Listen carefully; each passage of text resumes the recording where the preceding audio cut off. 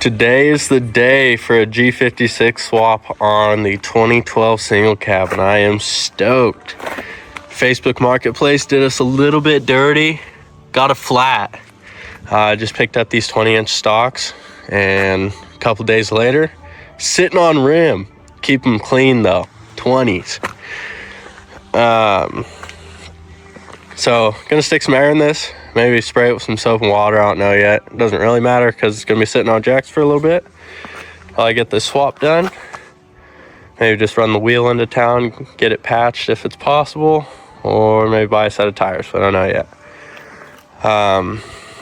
But get one last little cold start while it's still an automatic truck. Maybe go for a quick rip, first through fourth, because like every 68 RFE, fifth and sixth are absolutely just smoked.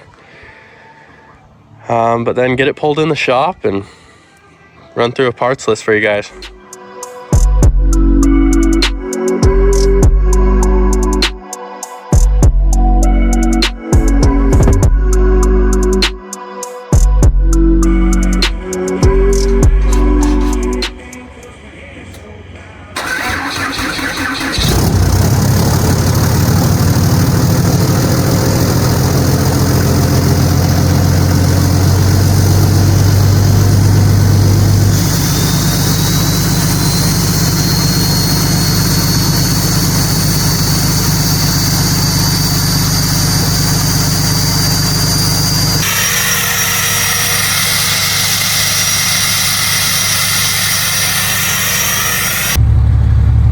Well, we've got a check engine light and a blown fifth and sixth gear, and this is last drive until the swap, so might as well one last little go.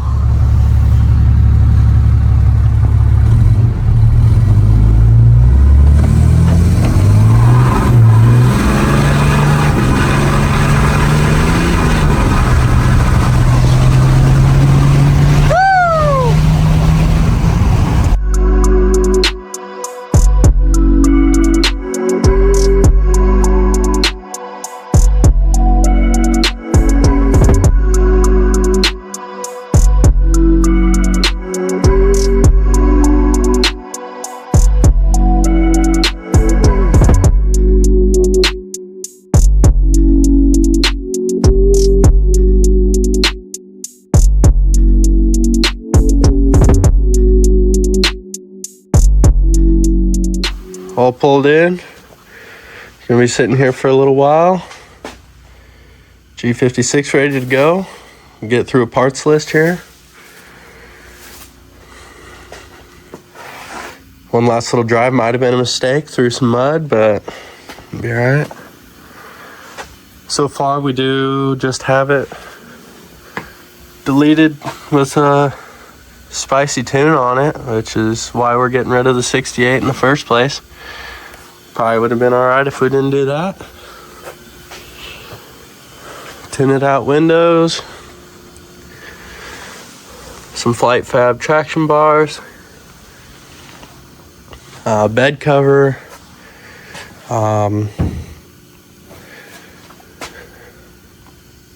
fender flares off of like the higher package Laramie trucks, and then some 20-inch stocks off a higher trim pickup. Tow mirrors, these ST models actually do come with the smaller mirrors, so swap those over. This thing is stock height in the front, and then in the rear we are down to 3 leafs. All of the adjuster leafs, spacer leafs, whatever you want to call them, are pulled out, and pulled the overload and 1 leaf, I believe, and we're down to 3, also with a 2-inch drop shackle.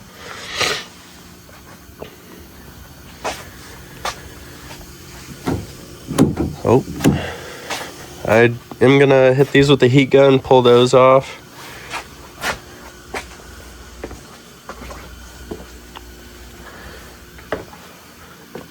And we did do a 4-inch turbo back exhaust, and Do kind of regret that. Wish I did 5. Can always swap it later.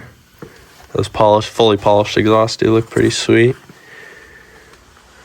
Did a big screen in here with CarPlay. I want to do a headliner. I want to get one of those cubbies that has a lid off of a different truck. I saw a few at the salvage yard when I was there.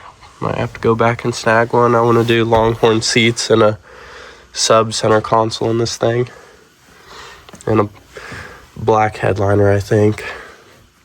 Not sure yet. But yeah, let's get going on a parts list. Show you what we got. Okay, so I thought I would just run through the parts that I went ahead and picked up from a Dodge dealer and a company called Super Stick Transmission. Doing this swap, really, it's not that bad parts wise compared to like putting a manual transmission in a vehicle that never came with a manual transmission in the first place, and you're just trying to cut a hole in the floor randomly where you think it lines up and hooking it up with an adapter plate out of a different vehicle and trying to wire the vehicle to run right.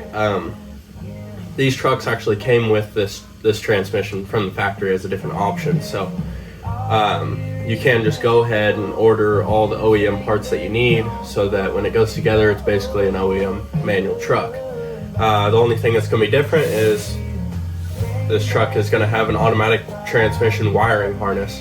And from the shops that I've talked to, people I've talked to, videos I've watched, you do want to keep your automatic wiring harness to the transmission so that it matches with your computer.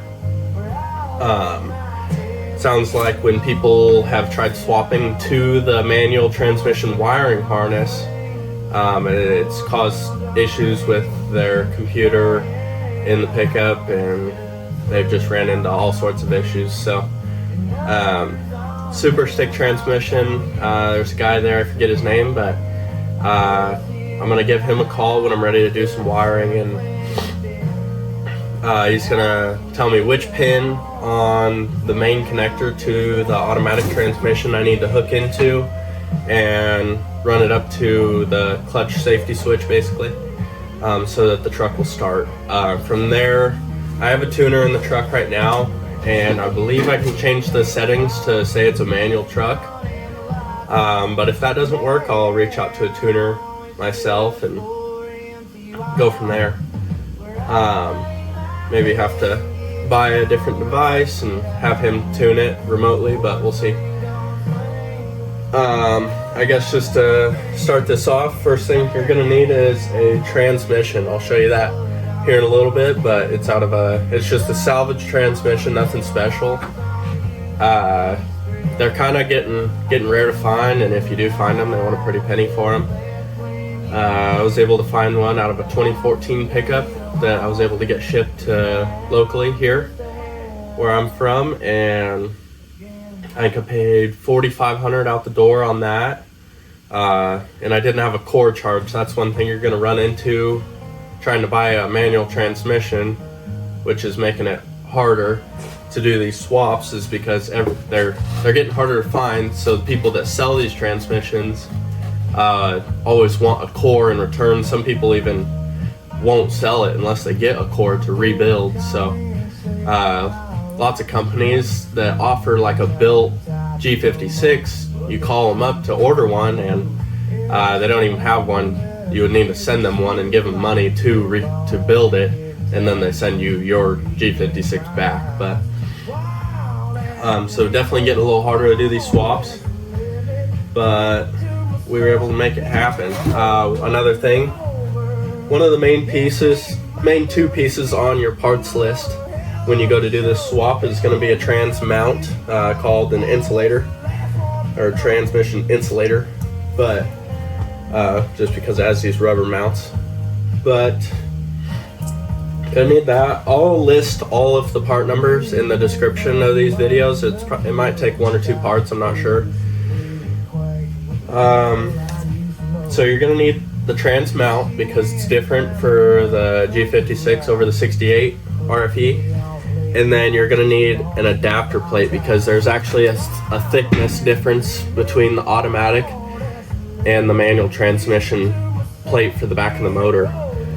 This one, the reason that it is a used one, as you can tell, they're actually on a forever back order from Dodge, or Chrysler, Dodge, whatever. And so I had put one on order about 3 weeks ago when I ordered everything else. He said all good to go. And then I showed up after 3 weeks, went to go pick everything up. And he was like, oh yeah, by the way, couldn't get that adapter plate. I'm like, it's kind of like the one main thing that I need, but to at least get the transmission in.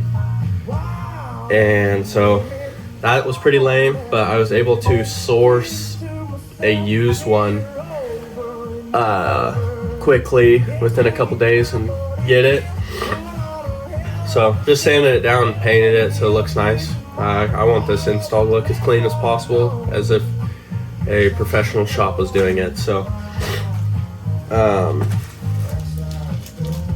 I guess to go through everything else, start from the top. There is kind of a 3-layer system when it comes to the shifter boot. You're going to need all 3 of these. Realistically, you don't have to do this. But if you want to get done with this swap and have it be quiet in your cab, you're going to want to do this. So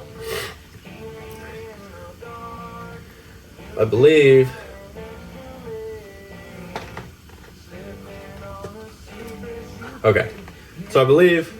this one, you cut your hole, this goes down on the floor, and then this guy stacks maybe? No.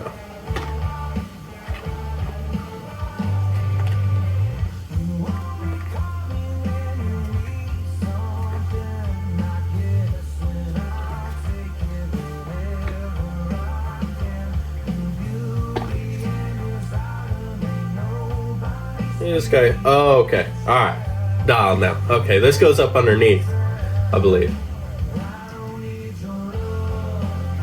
Pretty sure, because it's all cut out for the shift tower.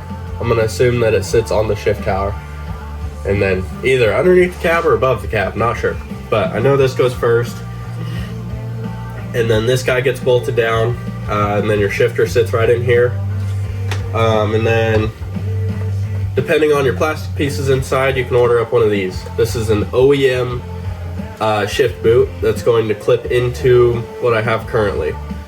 So I just wanted it to look as factory as possible. I already have the plastic pieces in there to use this, so I'm going to run this for a while until I end up doing a full center console. It really wasn't that expensive, so going to run that for a while. It's going to be a little bit until I do a full center console. I want to build one myself, and then buy. There's a guy making relocation kits for the shifter to fit on an OEM center console, so I'll probably order up one of those, mount that in the truck, and then build a center console around that. That is a subwoofer box. So, but for now, you're going to want all 3 of those if you want your cab to stay quiet. That is the main reason I spent the money on that stuff, is because if you don't, and you just end up making your own shifter boot, it's still going to be so loud in the cab without these, and that's not what I'm going for. So, and then underneath that, if your transmission does not come with a shift tower, you definitely need to buy one. I did see where those were on back order, and I don't believe they're producing any more of them. So you might have to get a B&M short throw. I would like to buy one at some point, but for now I'm just going to run the stock one. And then shift plate or adapter plate. I got to source one of those. And then, so that kind of sums up there. You are going to need to pick out a clutch. Me personally, I plan on adding some more horsepower to the truck. I would like to do a tractor turbo at some point,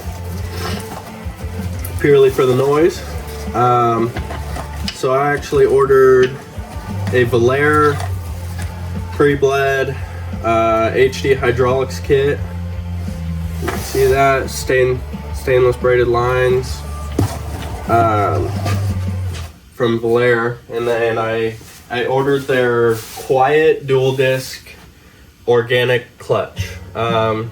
There's South Bend and there's Valair, basically. And so pick your poison. I don't know. I mean, if you plan on putting horsepower to a manual pickup, clutch is going to go out at some point. And I personally, I didn't want a loud clutch, and I've heard that the Valair is a quieter dual disc clutch. I don't know, I'm sure it gets loud at some point, but.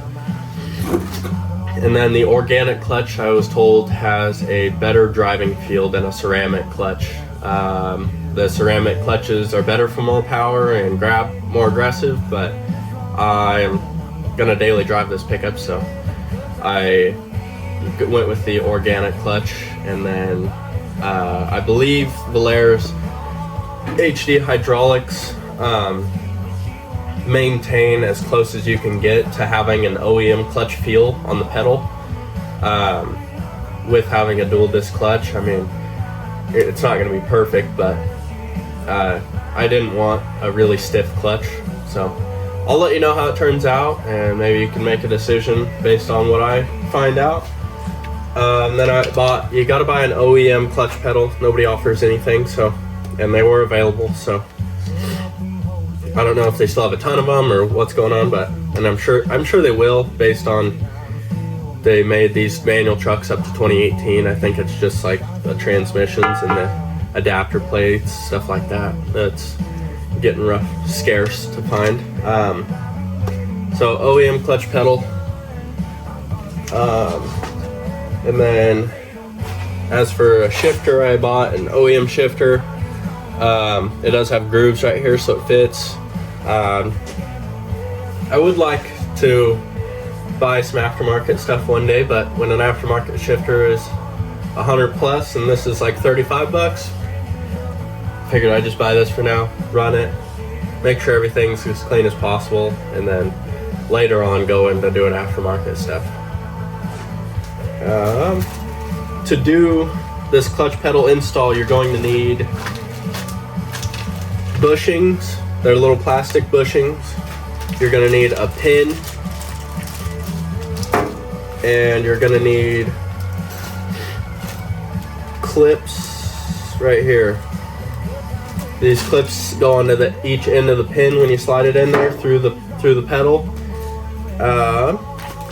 And then you're going to need a little plastic guy that actually goes through and holds the push rod to the clutch, I believe. I ended up ordering hardware. You don't need to. I ordered new hardware for the adapter plate, and then some new hardware for, I believe, I want to say these have to do with the transmission mount, not 100% sure, and then I ordered some OEM self-tappers, didn't need to, but they were cheap, and so I just wanted to have the right stuff, or at least some to go off of. Since I did have to get an aftermarket adapter plate, or I guess if you buy a new one, if you can get one, there's an O-ring here in the back, right here, that's going to need installed, or you're going to need to replace this one because it's probably junk off of this used one. And so again, I'll put all these part numbers in the description. That's basically it. It's really not that bad. Yeah, I think that's about everything. Basically, this is all you need to get trans in the truck, and then from there, that's when you're going to need to figure out your own tuning. But yeah, show you this transmission.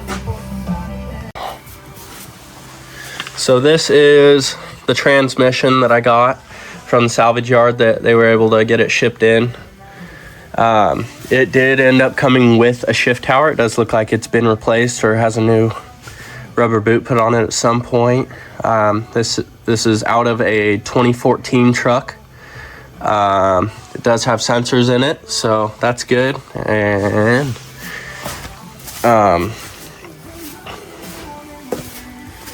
nothing too crazy. You just really want to look these G56 transmissions over for cracks. These things are known for actually the case cracking, so it is made out of an aluminum case, but I figured with it being a 2014 truck, I looked it over, it was pretty dang clean. Wasn't too worried about it. Took the shift tower off, looked in there, I didn't see any metal shavings. All looks super clean. So who knows why this got pulled out of the truck? Maybe it got wrecked, totaled, who knows. And then as for your transfer case, that's a weird one. So on this truck, I kind of got lucky. From what I know, this might be false. I'm still kind of waiting to get in there. But since I have the manual shifter for transfer case, due to being a base model, my transfer case should bolt right up and work to this guy. I have heard that if you have the automatic or the electronic transfer case, maybe out of a newer one, I've heard either they don't bolt up or they got different splines. Not sure, because I've heard of people doing wiring on them to make them work with these, so I'm not really sure, or something needs milled down, something like that, not sure. But I was told that mine will bolt right up and work due to it being a manual transfer case. I just wanted to talk about how once you're all together, the kind of last things you're going to need to do. So got transmission, got transfer case hooked up. You're still going to need to do drive lines, which kind of sucks.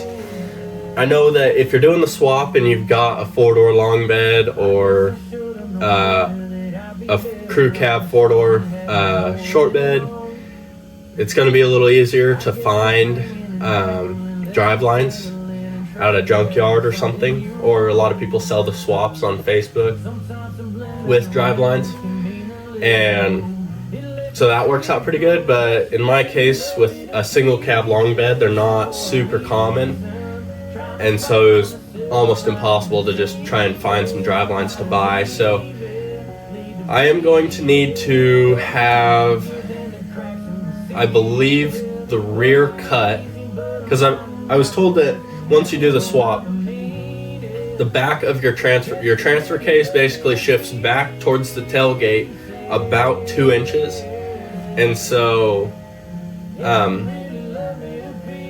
you're gonna need to get your rear drive line cut and rebalanced by a shop. That's not something you probably want to do yourself, unless you got all the equipment and proper knowledge on how to do it. And then your front one is going to need extended. So I've got to get those ripped out and then get this trans and everything up underneath there, sooner the better, so that I can put them up there or see how far we're off, and then measure from each point that your shop that you have talked to. I found 2 places just calling around that will do it, so I'm sure the same will be for you guys. So I got to get up under their measure from your rear axle to the back of your transfer case. They'll give you the points that they want measured,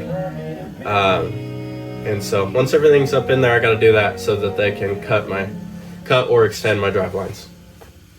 But yeah, that's basically about it. I think first step, I'm going to kind of get a good look at what I got going on underneath. The exhaust that I put on previously is a bolt together exhaust, so if it is in the way at all, I was thinking about just ripping that out of there to have as much room as possible. And then got to get this 68 RFE pulled out. that's kind of first step. I mean, just got to dive right into it.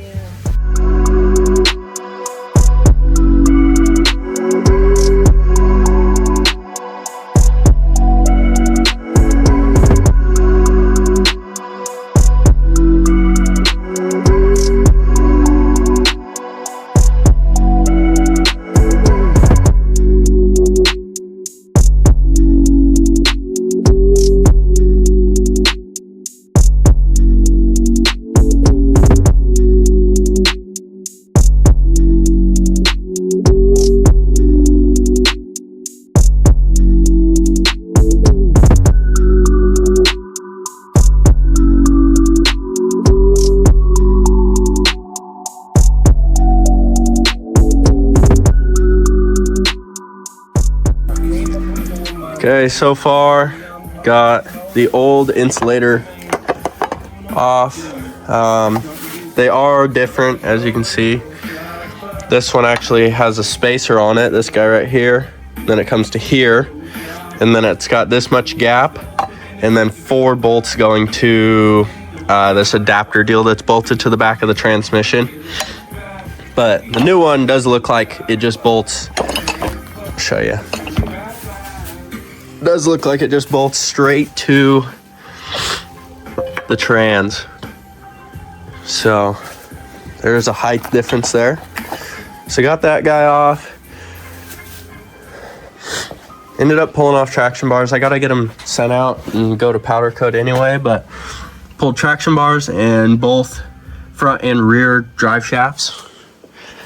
And then also pulled cross member out. You got to pull a cross member with these 3 bolts right here to get that insulator deal I just showed you off. And so as of right now, you can see the T case is free. This is what I was talking about with that insulator for the automatic transmission. So automatic trans comes to here and then had 4 bolt holes.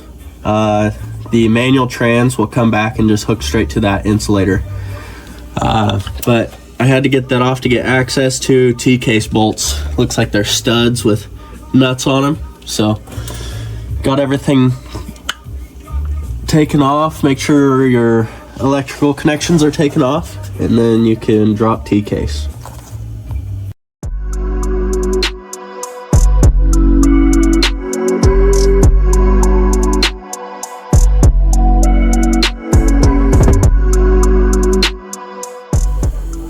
Okay, T-case is out.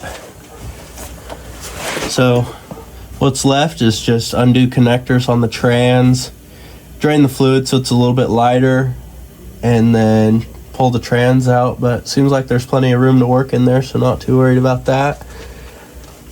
And there's no linkage from the T-case that hooks to it, so pretty straightforward there. Here's the T-case. Like I was saying about the splines is what you're gonna need to decide on yours if you're doing the swap. We counted and there's 29 splines here and 29 on the G56, which means that it's got stock output shaft in it. But really not too bad to get that T-case out of there, just cross member and that trans mount.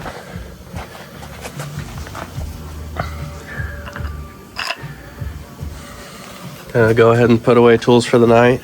We can come back to it another day.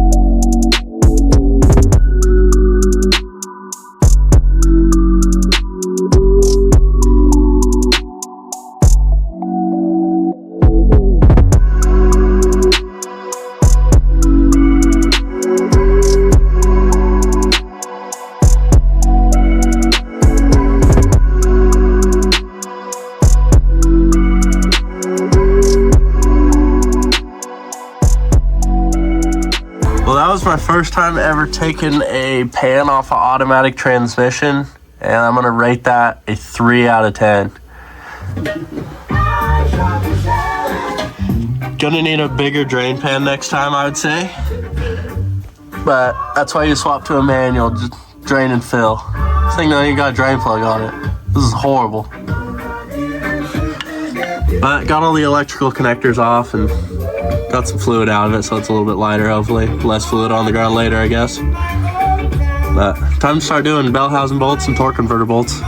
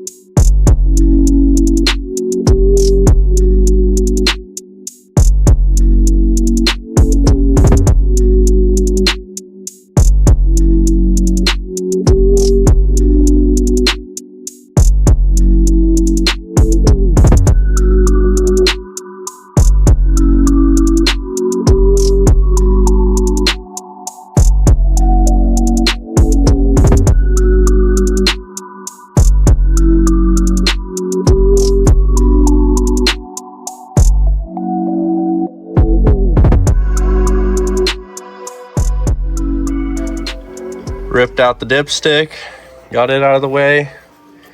Working on these trans cooler lines right here. I already got them disconnected at the bottom and disconnected up here, but they kind of get fished down through, so I wasn't able to get them pulled out. So I'm gonna pull this intake horn off.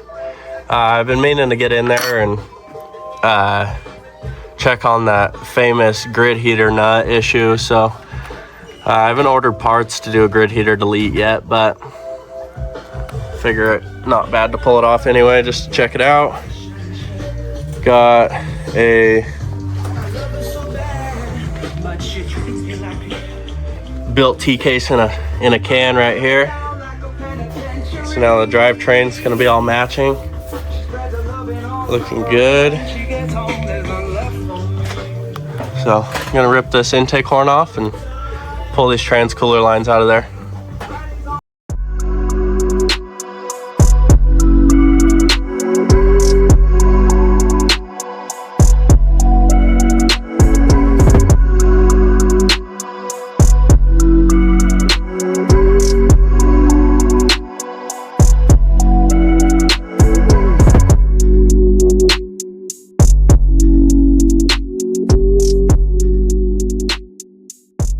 Okay, these are quite the unit to get out, the tranny cooler lines. Would highly recommend 2 guys for that job. Was able to fish them out after I pulled the intake horn off. Did have to undo this wiring connector to get them out. Just kind of fight them. They hang up on that fuel filter housing pretty bad. But other than that, come out. And I cannot remove the tranny cooler until I figure out a different bracket, or I'll probably wait till I buy a different intercooler. I believe it bolts with that on the same bracket, so I'm just gonna leave that for now. But yep, got those ripped out of there. And then if you look right here, pretty dirty. So I'm gonna order up a grid heater delete kit. Comes with a whole new plate. Got to pop off these fuel lines, but pretty nasty in there. Crazy how plugged up these things are from the factory. I'll show you.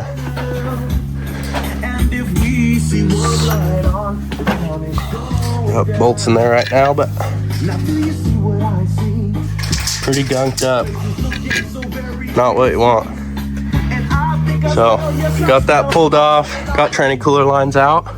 I'm just gonna leave it like this for now until the kit shows up and get that installed. Hopefully around the time we got drive lines and stuff all back from the shop. I believe we're gonna have to get them, one of them cut down and one of them extended. I'm not sure how it's all gonna line out yet, but I'll get up top here now. As for up underneath, I got all of my wiring connectors disconnected from the side of the trans, along with the shift linkage on both sides. So next is torque converter bolts, and then bell housing bolts. I believe I can just leave the starter. I think it's just bolted to that adapter plate.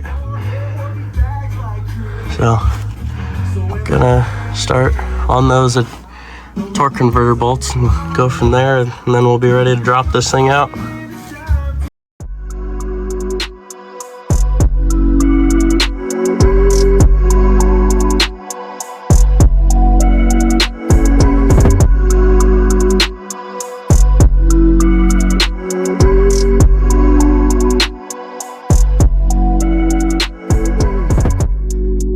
Okay, got all the torque converter bolts out, and then onto our last bell housing bolt.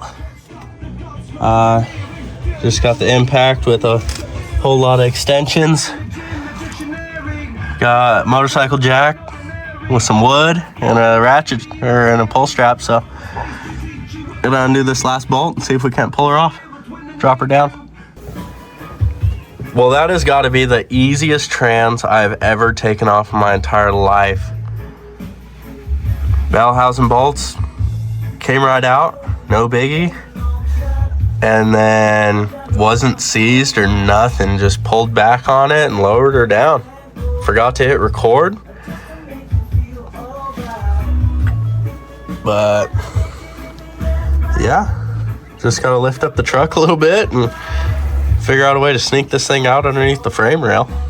But yeah, easiest trans ever.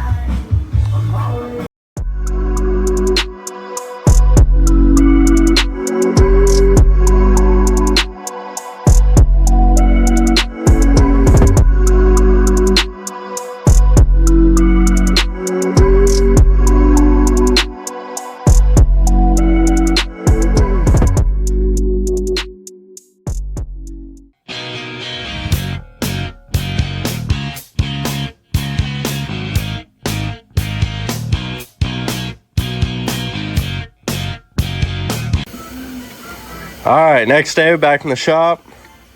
Got an eraser wheel for these badges I'm deleting. But after I do this real quick, it's time to throw in this clutch. Heavy girl too, so I don't know, see how that goes.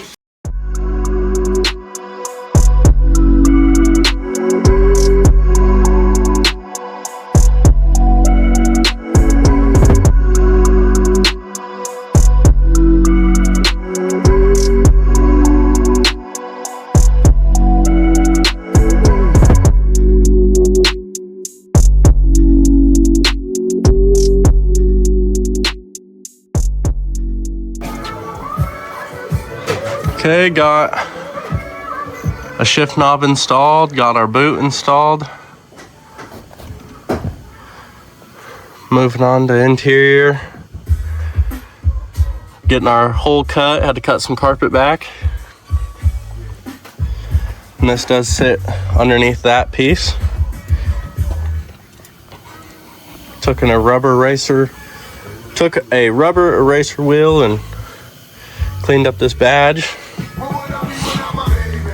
But next step is bolt this clutch on. I'm gonna work on that while he's working on getting that hole cut. So why do I gotta get the hole cut, bro?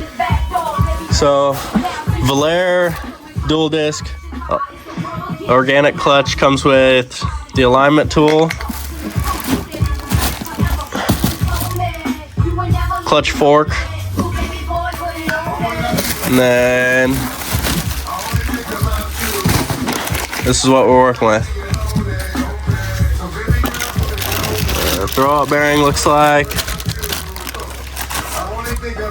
So I gotta take it apart, I believe, and put it up one piece at a time with the alignment tool. There we go.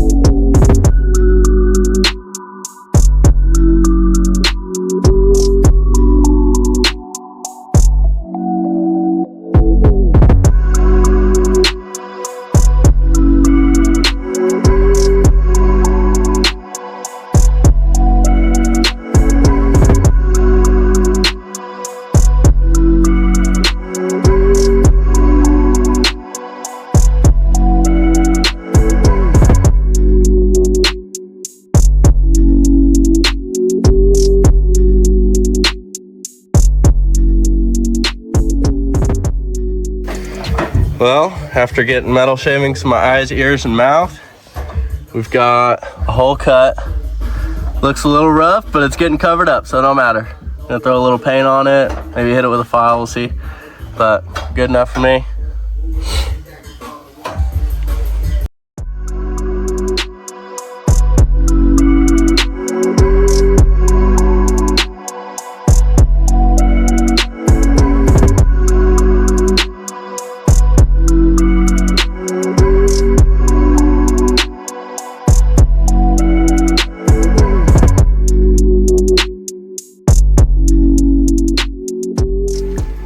Got the clutch all pulled apart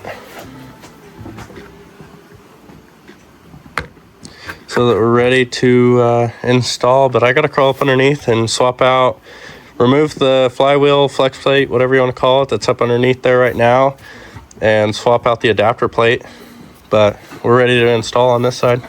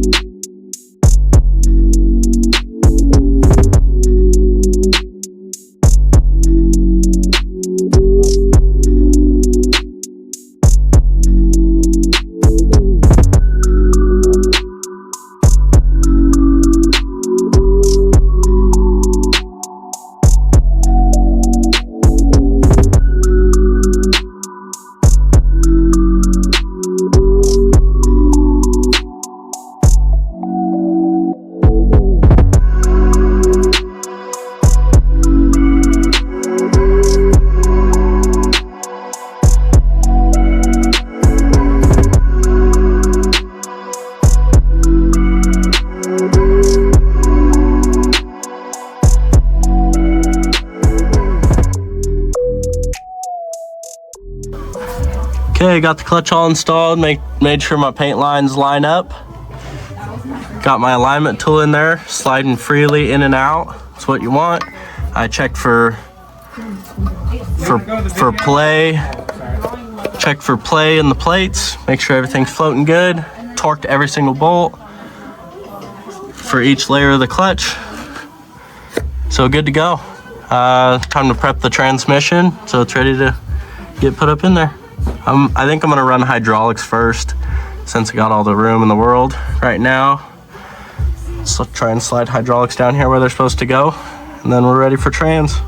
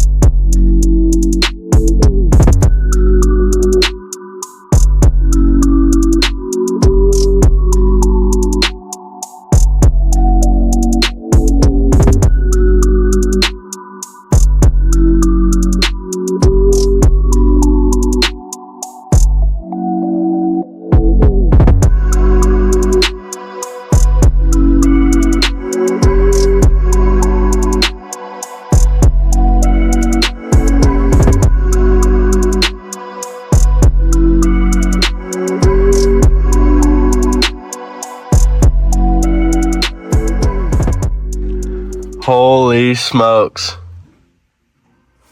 Look at that. Bang. All good to go.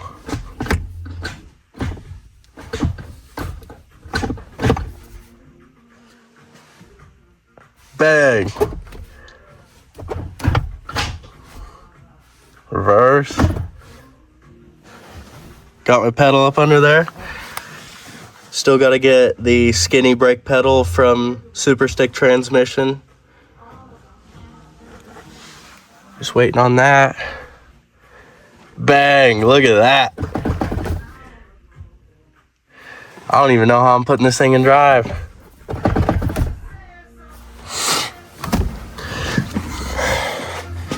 So pretty underneath. Turned out amazing. Just taking a little extra time cleaning everything up. T-case is in, painted the cross member, trans is in, looks awesome. But we did get up underneath and measure drive shafts. Comes out to 2.5 inches. So I gotta get this one extended, the front drive shaft, and this one cut down. So I believe there's a place that has a 1-day turnaround time. I've yet to talk to them, but I was recommended them. So hopefully send them off tomorrow. And I believe it's gonna be about $500 total for both of them, and then it'll be good to go.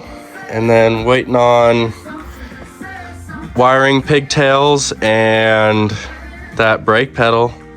And once these are cut, be good to go. Got our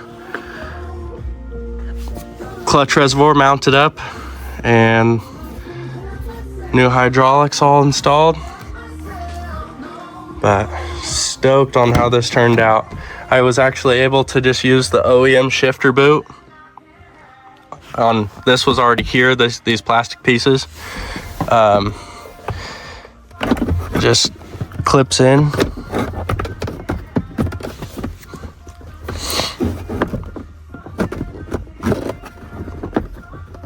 Maybe. Just like that. And it was just a cubby deal that was in there. I'm sure they just make the same plastic thing for each model, so I just ordered the OEM shifter boot and worked out good. Picked up AutoZone shift knob today. Maybe I'll swap that out for something else another day, but figured for now it'd be just fine. But oh, and waiting on a clutch safety switch too to install my pin for my clutch. So I gotta slide that safety switch on there. It goes on the pin and just senses clutch in versus clutch out, and this pin holds the push rod for the clutch hydraulics. And so waiting to do that, because waiting on wiring. This is for my reverse camera. I installed one of those tailgate cameras along with that aftermarket head unit, and so I'm not real sure on how to do that yet. Gonna have to do some research on how to hook that reverse pigtail into the stereo and get that to work, and since I'm in reverse and throw on the camera. But yeah, badges came off. Gonna pick up a grid heater delete kit and or order one if there's none near me, and do that while we're here. It looks a whole lot better without those badges. And then also need to take my track bars and get them powder coated because they're getting rusted pretty quick.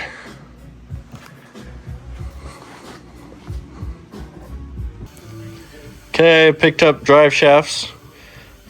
They're all cut to length or extended to length. Good to go. I gotta put fluid in it. I gotta reinstall these braces and then throw the intake horn back on because the grid heater delete kit that I ordered is not here yet.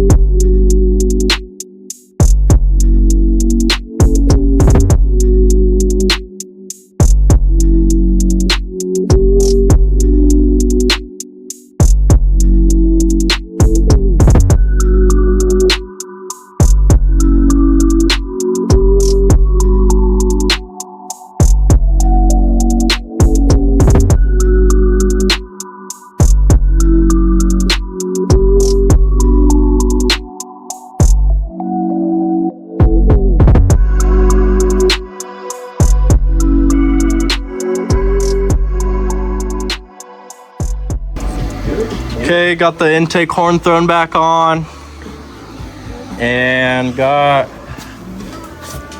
let's see, rear drive shaft thrown in. Forgot to hit record, but front drive shaft thrown in. And so now all I got to do is go on this guy here, this big connector, find from the top, the second row down, there should be a yellow with dark blue. I think it's that guy on the very right there. You can see that.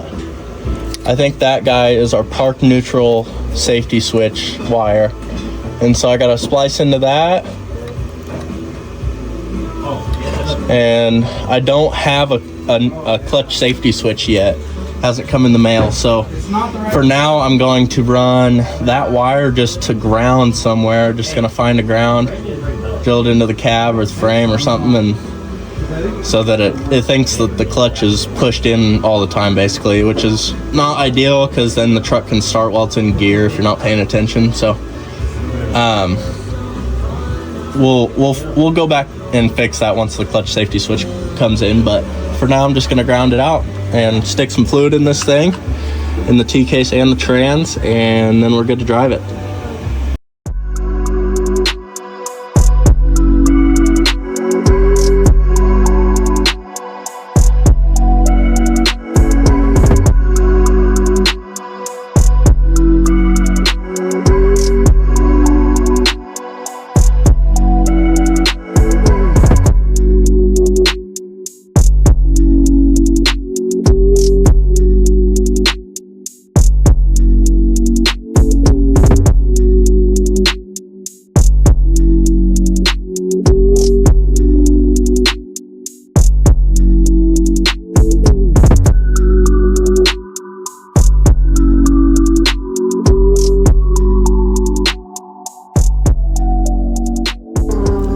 Okay, just got all the fluid pumped into the T-case and the trans, and would highly recommend not using those hand pumps from AutoZone. That thing sucked. Would never do that again.